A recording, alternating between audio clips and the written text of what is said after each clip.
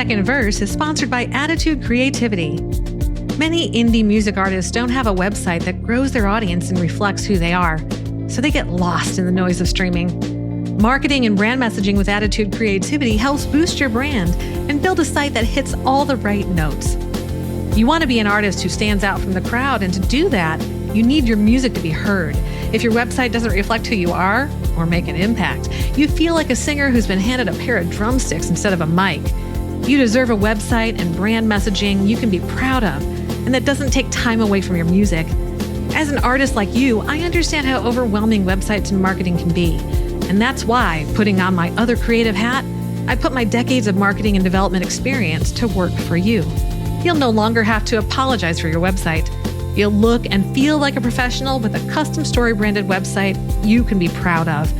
And right now, you can get a head start with my free downloadable EPK blueprint and start building your electronic press kit to promote your music. Head to attitudecreativity.com/blueprint to get your copy. That's Attitude, ATTITUDE, creativity.com/blueprint.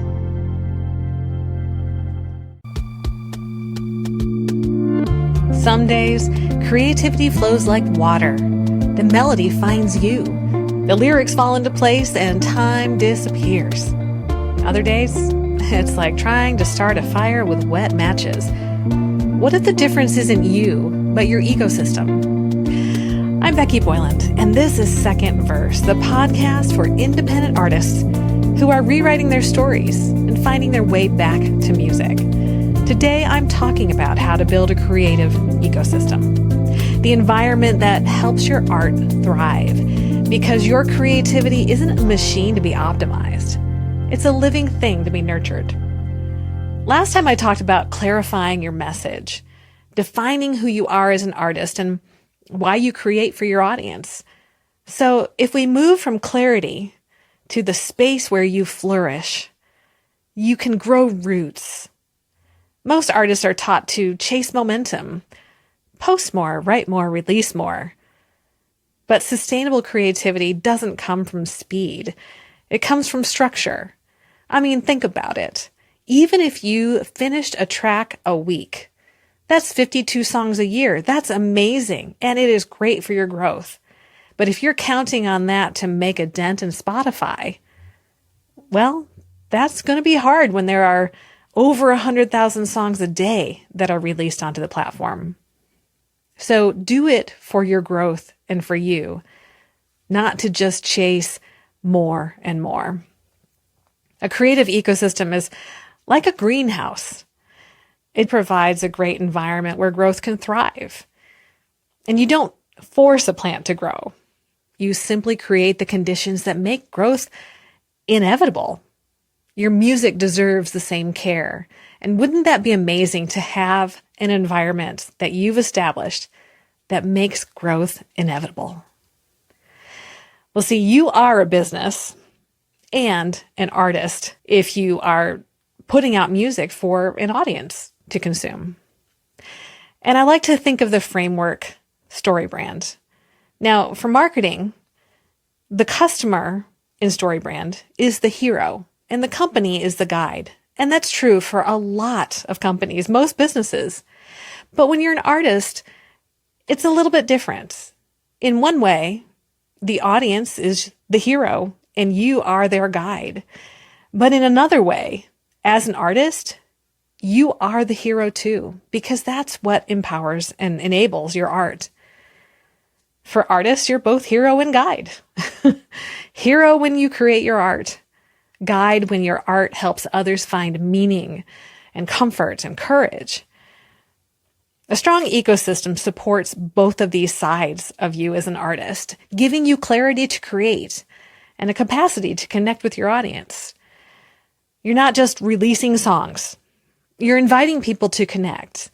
And you're not just building a career, you're cultivating a world that people want to step into. So let's dive into the creative ecosystem. Stay to the end and I'll share some really important outcomes from having a healthy creative ecosystem. I like this model because ecosystems are exchanges of energy and nutrients. Think about that for a minute. There is an exchange. And then there's a result. There's growth. Your creativity is most powerful when it is fed and feeds. And I want to focus on 4 essential components of your creative ecosystem: your space, people, systems, and sustainability. So number 1, your creative space.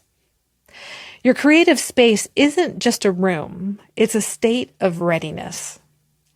So it might be your studio, your kitchen table, or even a morning ritual that just kind of signals to your entire being, it's time to make art. It can be physical, emotional, or even digital. So where does your creativity feel most at home?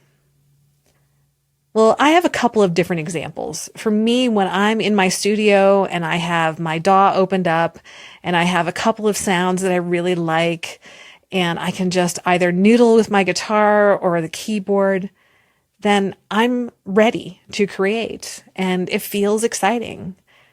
But sometimes I want to just sit on a park bench and maybe have my guitar, or maybe just have my phone and have an instrument of some type, a digital thing available to me. But I'm writing either, again, on my phone, or I have a pen and paper. And the thing that is inspiring in that moment is the beauty of nature, of being in a different place and being able to listen to the birds or feel a nice warm day. What is it for you? When does your creativity really shine? That's part of your ecosystem.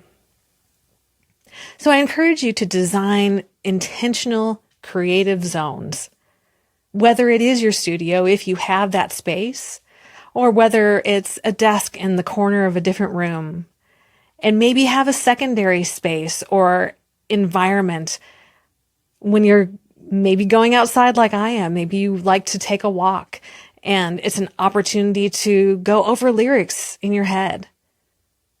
Designate those spaces and start to make room for them, not just physically, but in your calendar. Designate that these are things that are not optional. They have to have their own designated time and space. Surround yourself with what inspires flow, not clutter. And for a lot of artists, that can be very hard because the clutter could pile up. But make clear space, because clarity of space will truly help clarity of mind.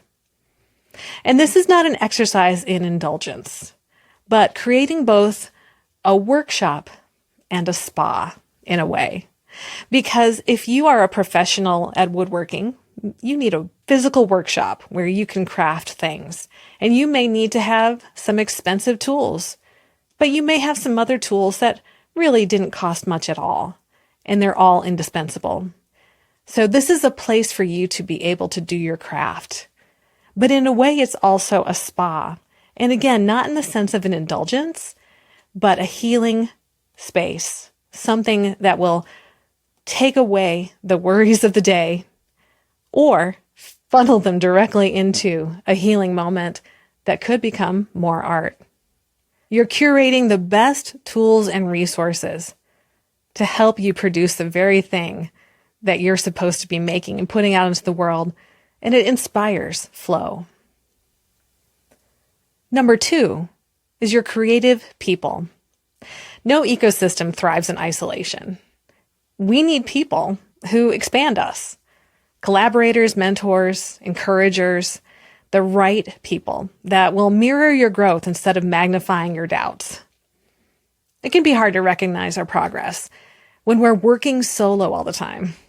Our creative circle helps provide perspective, so we can overcome things like, well, what we talked about a couple of episodes ago, imposter syndrome.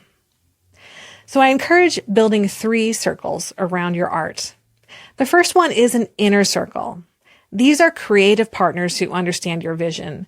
These are your co-writers, your collaborators, other musicians that you're working really together toward a common goal. The next is a support circle. These are family and friends who remind you why all this hard work matters, and they cheer you on, but you're probably not collaborating with them. And then there's a growth circle. These are peers and mentors who help you to rise and to grow. You're improving your craft because of working together with them or actually walking alongside of them, and for mentors to come and walk alongside of you. In all these cases, community isn't optional. It's oxygen. It reminds you that your art is part of something bigger, and you can always become more than you imagined on your own. But note that I didn't say anything about your audience. Your audience is not a circle, though audience members can become part of one or more of your circles. But the reason they're not part of your circle is that they're not specifically part of your growth. They are an outflow of your growth. And so becoming too audience focused too early on can really hinder your growth. You need the circles before you need the audience.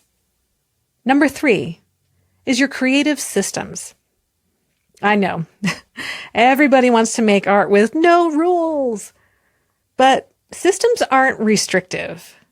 They're actually rhythmic.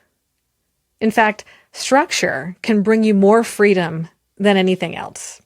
Have you ever walked down the toothpaste aisle and tried to decide from the literally hundreds of choices? It's actually a bit paralyzing.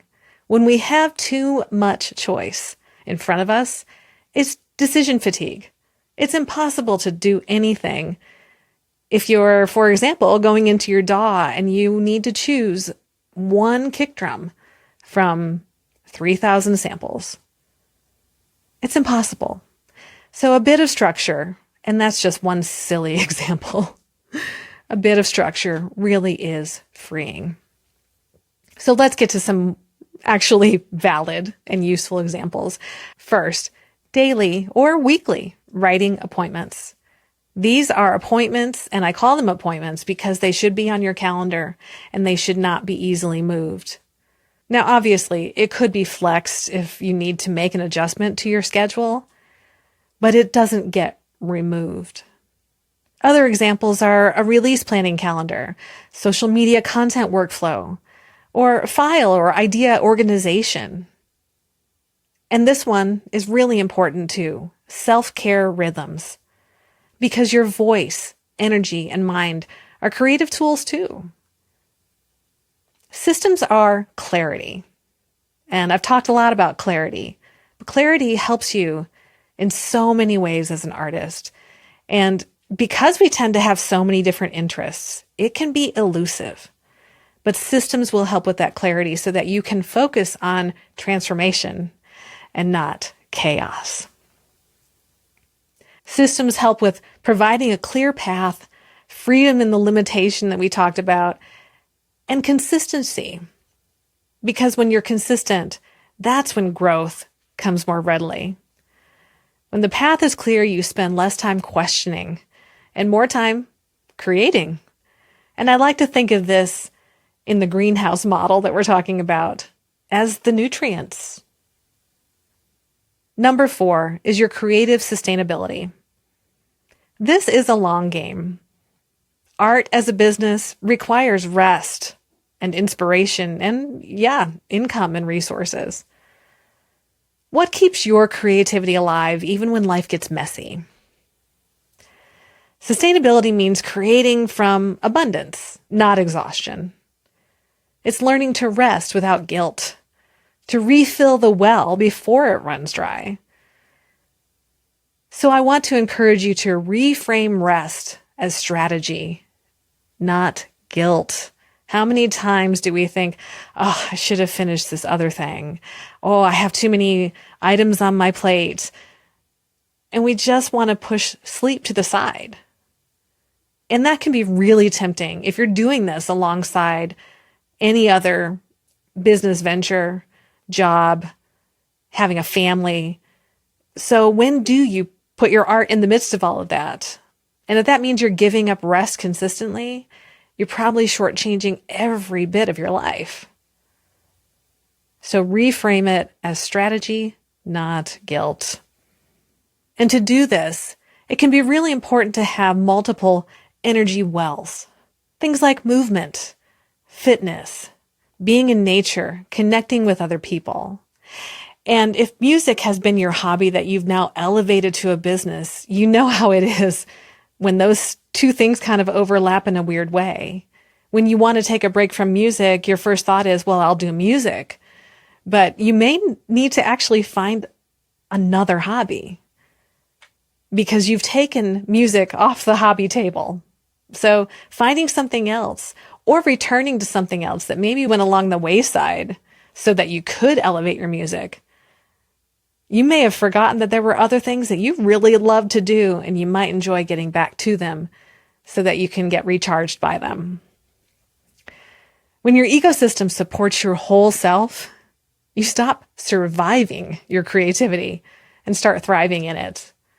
It should be a joy. It should be refreshing, and it should fill you up with energy. Work with purpose.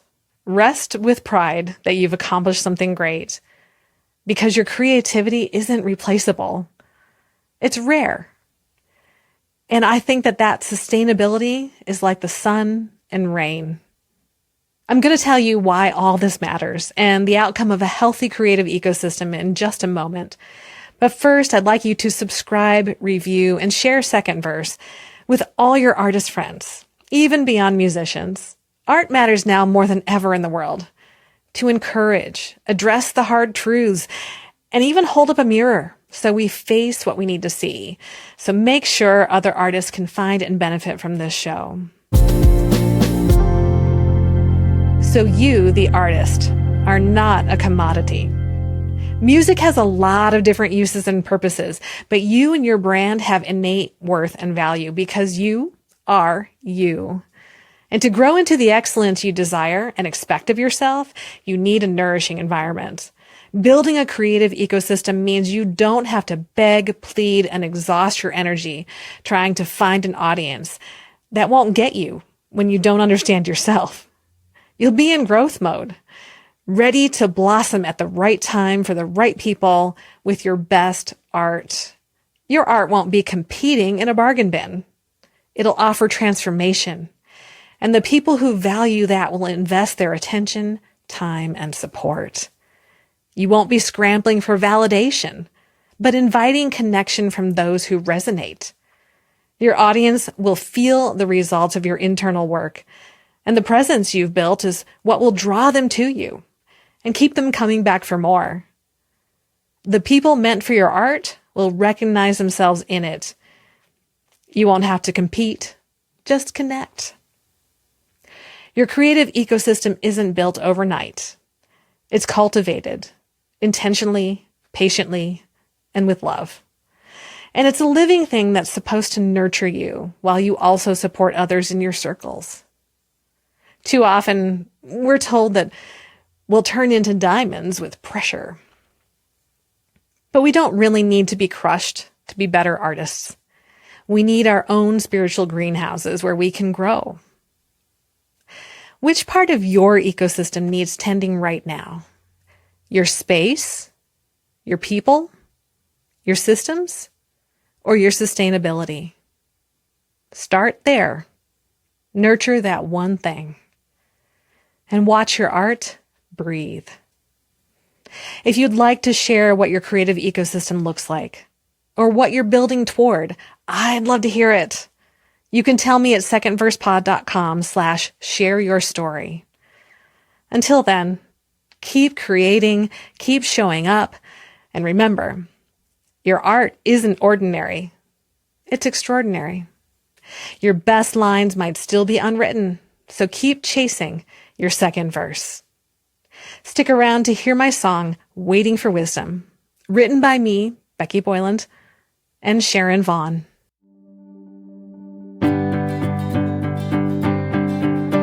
Don't splash in the puddle, don't call everyone your best friend.